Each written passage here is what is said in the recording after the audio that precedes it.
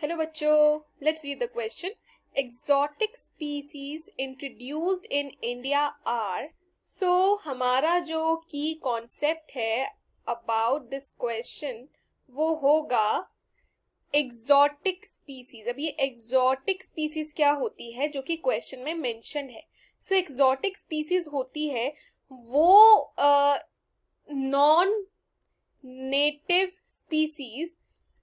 वो non native species यानी कि मान लीजिए कि कोई भी ऐसा प्लांट या एनिमल जो है आप फॉरेन से यहाँ पर लेकर आते हैं और वो जो आप फॉरेन से इधर लेकर आए हैं इंडिया में, वो वाला जो भी स्पीसीज होगा वो इंडिया में नहीं उगनी चाहिए. So kind of non native species, right, जो इंडिया में नहीं पाई जाती, इंडिया में नहीं उगती हो.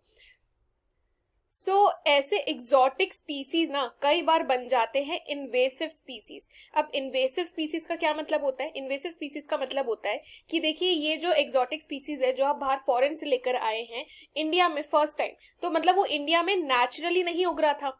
तो वो जो एग्जॉटिक स्पीसीज है वो सडनली अपना ग्रोथ यहाँ पे चालू कर देगा इंडिया में, राइट. और वो क्या करेगा, वो जो नेटिव स्पीसीज है ना उनको मारने लगेगा या फिर आप कह सकते हैं कि उनकी स्पेस लेने लग जाएगा.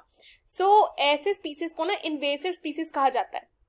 सो इसीलिए ये जो स्पीसीज होती है वो कई बार नेचुरल प्रोसेसेस को डिस्टर्ब कर देती है, जो इकोसिस्टम है उनको थोड़ा सा डिस्टर्ब कर देगी, क्योंकि जो नेटिव स्पीसीज थी उनको तो ये उगने दे ही नहीं रही है, राइट. सो इसी वजह से इकोलॉजिकल इम्बैलेंस भी देखने को मिलता है. सो ये हो गया हमारा की कॉन्सेप्ट. अब हम चालू करते हैं विद द ऑप्शंस. ऑप्शंस में अगर हम देखें हमें क्या आइडेंटिफाई करना है, हमें एक्सोटिक स्पीसीज को आइडेंटिफाई करना है जो कि इंडिया में लाई गई है. अब पहला ऑप्शन देखते हैं. अगर आप देखेंगे तो ये सारे पेयर्स में, राइट. सो पहला है लंटाना कमारा और वाटर हाइसिंथ.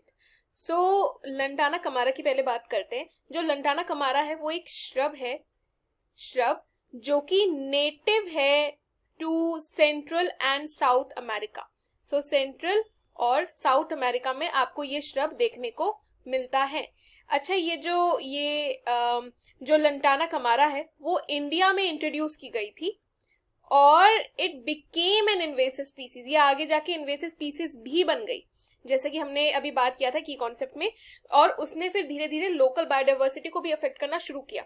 सो पहला ऑप्शन जो था वो तो करेक्ट है क्योंकि वो एक इन्वेसिव स्पीसीज यानी कि एक्सोटिक स्पीसीज है. अब हम दूसरा पेयर देखते हैं इसका जो कि है water hyacinth. So water hyacinth, अब एक बार इसके बारे में भी देख लेते हैं.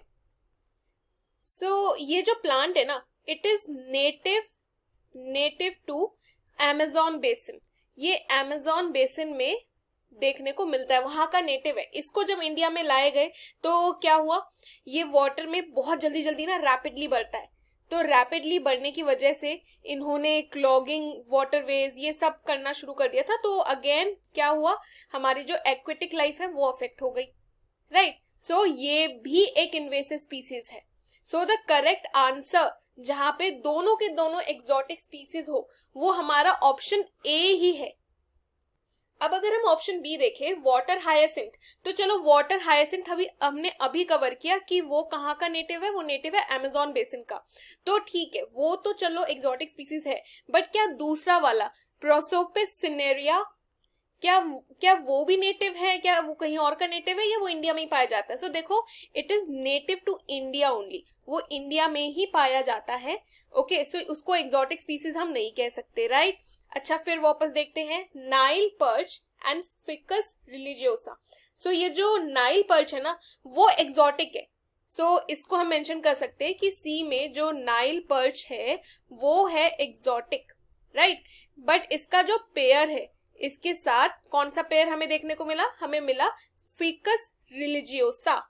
वो जो है ना वो जो है वो है इंडिया का. सो एक है एक्सोटिक स्पीसीज और दूसरा है इंडिया का नेटिव स्पीसीज.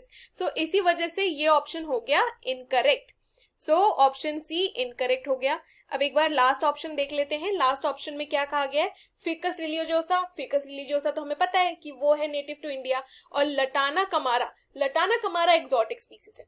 सो जहां पे जो पेयर जो दोनों के दोनों एक्सोटिक स्पीसीज हो वो है हमारा option A. I hope you have understood the question well students. Best of luck.